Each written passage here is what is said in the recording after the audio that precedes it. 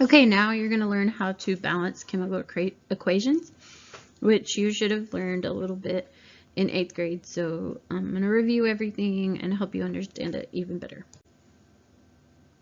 All right. So the first thing you have to know before you balance equations is the law of conservation of mass, which is matter can neither be created nor destroyed.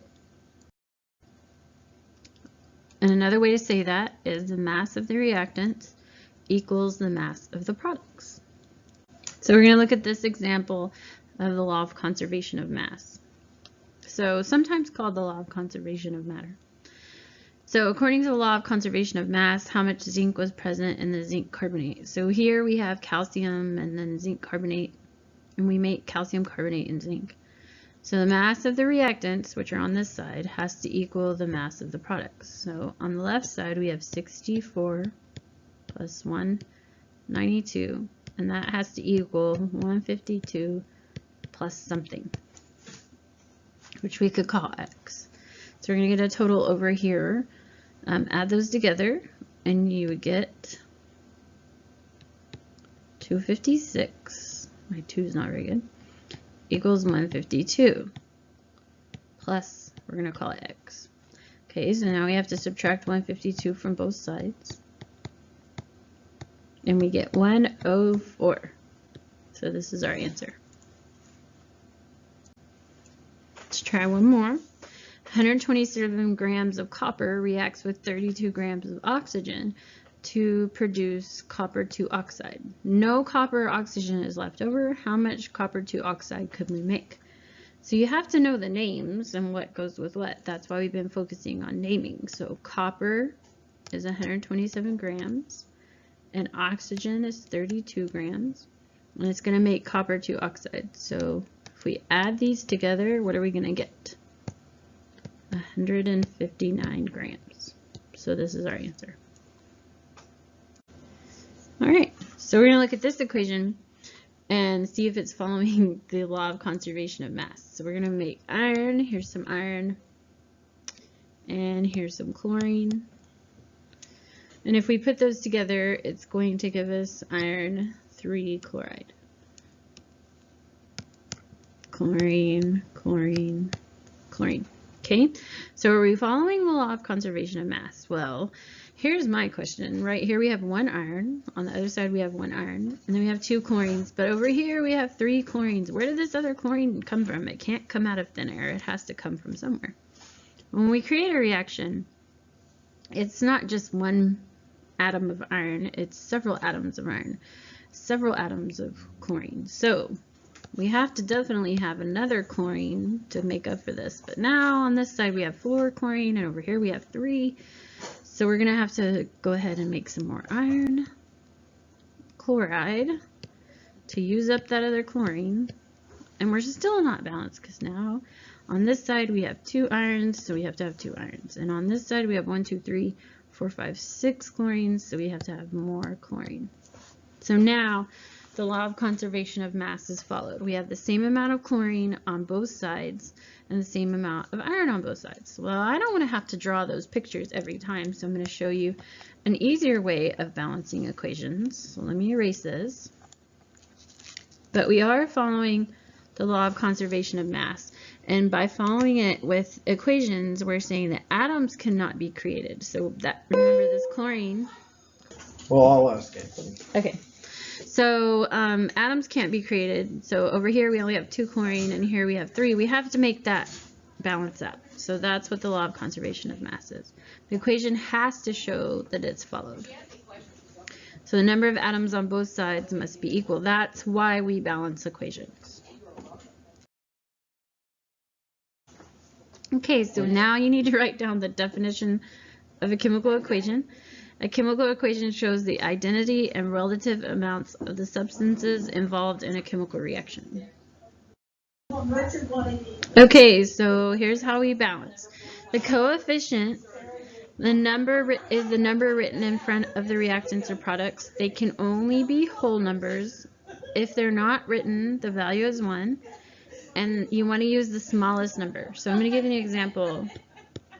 If we have H2 and O2 that makes H2O, the number that we put here is the coefficient.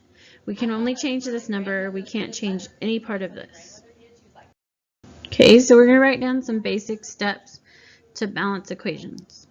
The first one is to split that equation in half. So draw a line down the middle of the reaction arrow so that you have half, the reactants half and the products half. The next step is to count the atoms on each side of the equation.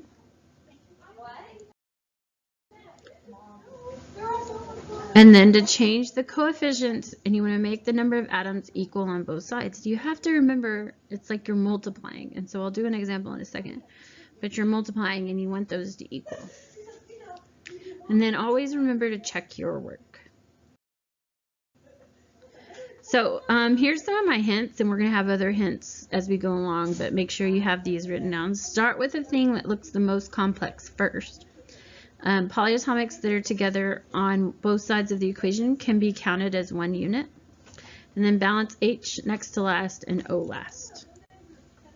So we're just going to work through examples, but before I start your actual examples, I want to practice this with you. If I have 3 H2O, how many H's do I have? Okay, so we multiply. This would actually be 6 total H's. And how many O's do we have? Well, there's an imaginary 1 here, so that's 3. Another example, if we have 3, oops, sorry, let me fix that. 3Ca2PO4. Let me fix that. 3, 2. Okay, how many CAs do we have? We would have 9 CAs because this is a 3 times 3 is 9. What about P? Okay, 2 times 3 would be 6. And O, 2 times 4 is 8. And then we multiply that whole thing times 3 would give us 24. So keep that in mind as you're going, that you're counting. Also, another thing is if you have H2O here, let's say we have 3 of those, and then we have CO2 here, and we have 5 of those. How many total O's do we have? So here we have 3 O's, but here we also have 10 O's. So adding them together, we would have 13 O's. Okay? Keep that in mind as we go. All right, I'm going to erase that, and we're going to practice balancing equations. So let me erase that real quick. All right. Okay, NaOH, so you can see the equation. The first step is let's make a line right here. And so we have like 2 halves. And I'm just going to pick one to start with on this one. So over here, I'm going to start right here because I see a number here. So I have 1 Ca on this side, and I have 1 Ca on this side. So that looks good. Now I'm going to do Br. How many BRs do I have here? 2. I have 2 BRs on this side, but only 1 BR on this side. So these are kind of like least common multiples in math. If I have 2 BRs and 1 BR, what's the least common multiple of those? Is 2. We need to get to 2.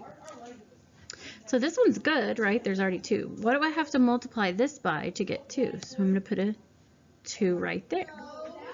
Okay. Now that changed the number of NAs. So next I'm going to balance Na. Over here I still have 1, but over here I have 2 now. So I have to make those equal 2. This one's fine, but I have to change this one. I have to multiply it by 2. Okay. Now I can check my OHs. Now because OH is together here and together here, I can leave it together as one unit. Over here I now have, I can put little imaginary parentheses, I have 2 OHs. And over here I have 2 OHs.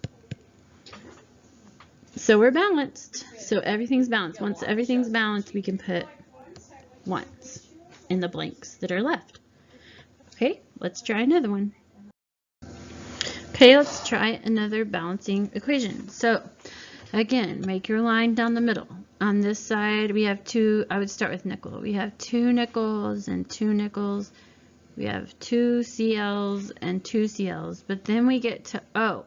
And over here, we have 2 Os. And over here, you have 1 there and 5 more here, which gives you a total of 6. So how do we get these to, obviously you have to make this one equal 6. So we're going to have to multiply it by 3. It says 2 times 3 makes 6. Whatever we put in the parentheses right here, we put up there. Okay, since that's the only thing we changed, we can check again. Nickel. We have 1 and 1. Chlorine. We have 2 and 2.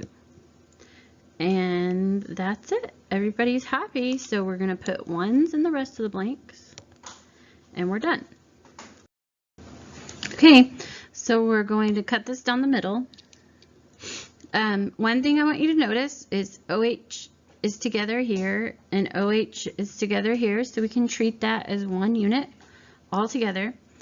Another thing I noticed right off is that this P right here and this P right here are not the same. And if I change this, it's going to affect everything. So I'm going to actually start with P. Okay. I have 1 P on this side, but I have 4 on this side. So the least common multiple of that is 4. And I'd have to multiply this side by 4 to get to P4. So I'm putting it there. Okay.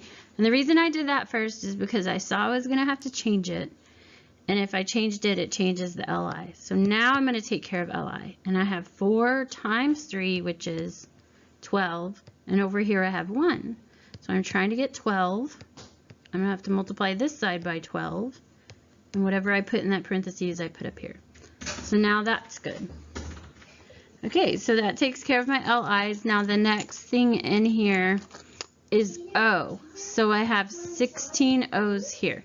Now, remember I said OH's are together here and OH's are together here, so I'm going to not count the O's with OH because OH is like its own element. Right here I have 16 O's, and over here I have 2 O's. So the number I'm trying to get is 16, and I'm going to have to multiply this one by 8. Okay, next, BA, there's 1. Well, look, I'm going to have to change OH's, so I'm going to wait for the BA. So OH, there's 12 now on this side, and there's only 2 over here. So my number goal is 12. So I have to multiply this side by 6. Now I'm going to do BA.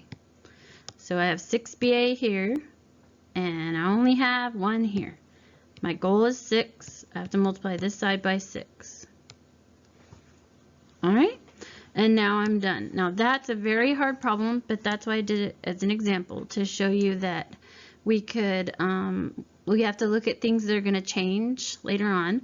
We also can count OH as one unit and not add it to the O's, but just count it as its own.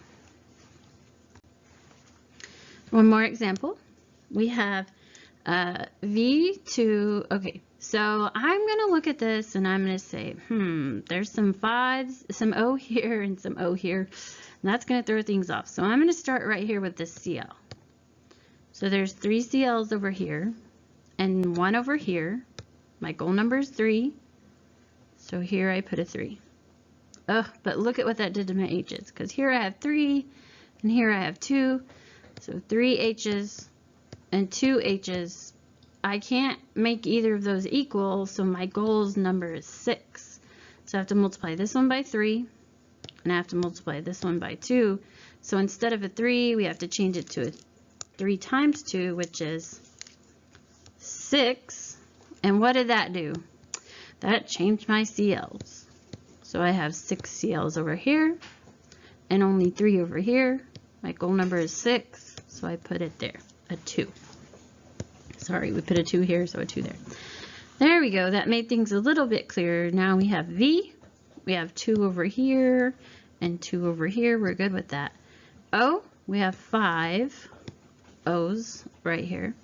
And here we have 2 and 3 more, which is 5. So now everything equals. Okay. So this next one, I have OH over here, and over here I don't have OH. So normally you would say, oh, I have to separate the O's and the H's, but I'm going to show you a trick. So this is my trick. anytime you have OH on one side, and it only works, write this down, if you have OH on one side and H2O on the other side, you mark out that H2O and you change it to an H and an OH. Okay, because H2O is an H and OH connected.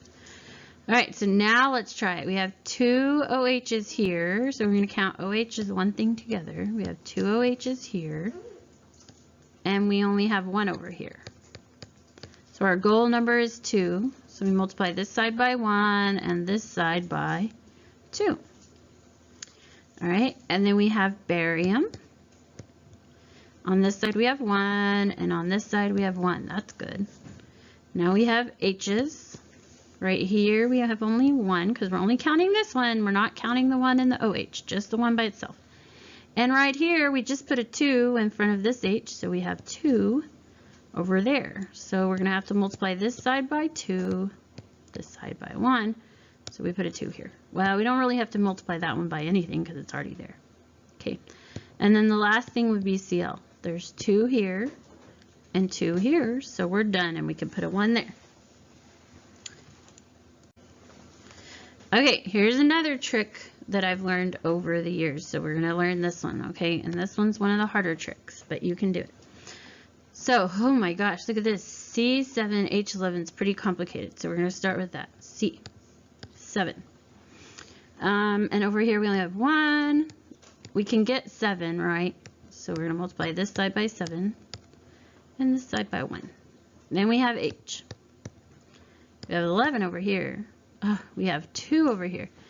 I can't multiply this 2 by anything to get 11, so I'm obviously going to have to go up and make 22. So to do that, what did I just do? Multiply this side by 11, and I multiply this side by 2. Well, crud, I just changed my C's. So now I have 14 C's, and over here I only have 7. So I'm going to have to multiply this 7 times 2, which is 14. Okay. All right. Woo, this one's pretty hard. Now we're going to look at it again. Now we have O's. So over here we have 2. Over here I have 11 and 14 times 2, which is 28. And 11 plus 28 is 39, and I can't multiply anything by 2 to get 39. It throws it off. So whenever one number throws it off, I want you to cover that symbol right here. You cover it up and ignore it for a second, and you double everything else. So this 2 becomes a 4. This 11 becomes a 22. And this 14 becomes a 28. Now redo only the O's because everything else is still going to be good. So now we still have 2 O's over here. But over here we have 22 and 28 times 2, which is 56. That's a big number. So then we get 78. Is that one divisible by 2? Yes. So what do we have to multiply by 2 to get 78? 29. Sorry. Whoops. Well, I'm just going to divide it. It's 39. So divided by 2. 39. And I put it there. Alright. That was a very hard one. But the trick on that one was to cover the O2 because it's throwing us off. So cover it up, double everything else, and then fill it in. I know these are hard, and when I get back, we'll play a little game on the computer tomorrow, and we'll do lots and lots of practice to help you. So do your best.